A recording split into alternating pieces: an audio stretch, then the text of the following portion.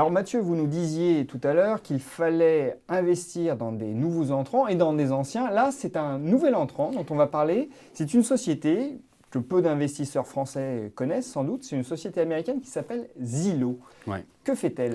Alors, clairement, on est dans cette dynamique d'investir de nouveaux entrants. Zillow, c'est le numéro 1 de l'immobilier américain online, c'est-à-dire sur Internet.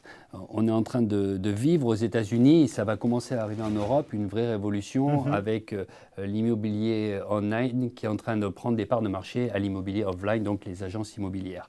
Et donc cette société vous permet de mettre en relation n'importe quel acheteur de n'importe quel État des États-Unis avec des agents immobiliers qui vont être présélectionnés et donc de pouvoir choisir une maison, choisir un quartier avec quelques détails assez intéressants, c'est-à-dire que ce site web vous propose de voir la notation de chaque école du quartier dans lequel vous désirez habiter, aussi le taux de criminalité, le taux de vol, le taux de viol. C'est vraiment à l'américaine, là. Totalement à l'américaine. Mais clairement, c'est une société qui est extrêmement intéressante. On va venir aux détails financiers, mais c'est une société extrêmement intéressante parce qu'elle est en train de prendre des parts de marché à l'offline et c'est quelque chose de structurel. Et en plus, c'est une possibilité de jouer cerise sur le gâteau, la reprise immobilière aux États-Unis, qui est une dynamique qu'on aime beaucoup. Aujourd'hui, c'est un groupe qui détient 4% des parts de marché de l'immobilier aux États-Unis. Absolument. Et qui est avec une croissance. On est donc dans une société, on va peut-être pouvoir parler de chiffres, si vous voulez, une société qui donc assez récemment a acheté le numéro 2, qui s'appelait Trulia. Donc, c'est un quasi-monopole dans le domaine Internet. Dans le domaine Internet online de l'immobilier, avec les autorités de concurrence qui ont regardé très près, mais qui ont décidé finalement de regarder la société globalement par rapport au marché du online plus du offline.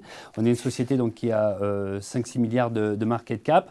Et, de capitalisation boursière. De capitalisation boursière, tout à fait. Et c'est intéressant de revenir à ce qu'on disait tout à l'heure. Dans notre sélection, c'est une société qui a une croissance de 50 à 60% de son chiffre d'affaires, mais qui dégage une marge opérationnelle entre 20 et 25%.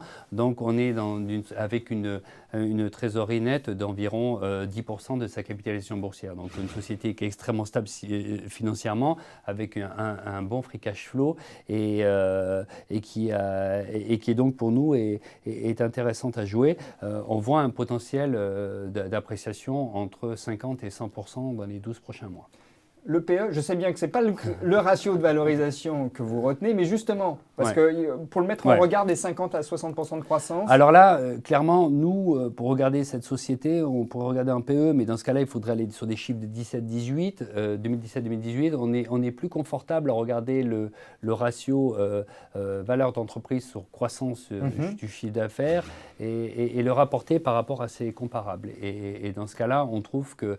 alors, c'est pour aller un peu dans les chiffres, en valeur d'entreprise sur croissance du chiffre d'affaires, c'est une société, sur son chiffre d'affaires, c'est une société qui se paye environ 6 fois le chiffre d'affaires, tandis que c'est comparable, qui sont des sociétés donc, qui avaient à peu près les mêmes marges et à peu près la même croissance du chiffre d'affaires, sont à 8 à 9 fois. Donc on est en train d'acheter un market leader qui est en train de, exactement ce que je vous disais tout à l'heure, de prendre des parts de marché dans un marché structurellement en croissance pour 20 à 30% de discount par rapport à ses comparables. C'est comparable, je ne parle pas vraiment de son segment, mais c'est comparable au niveau des performances de la société. Alors je ne vous demandais pas le PE pour vous coincer, pas du tout, mais c'était justement pour bien illustrer le fait qu'on pouvait avoir un PE cher et que ce n'était pas forcément un découragement à l'investissement. Totalement. Et après, on regardera peut-être une société comme, dans notre cas d'investissement comme Apple, sur lequel on pourra vraiment parler de PE. Là, pour ces sociétés, ce n'est pas encore le temps de parler du PE. Pourquoi ? Parce que ce sont des sociétés qui privilégient la croissance.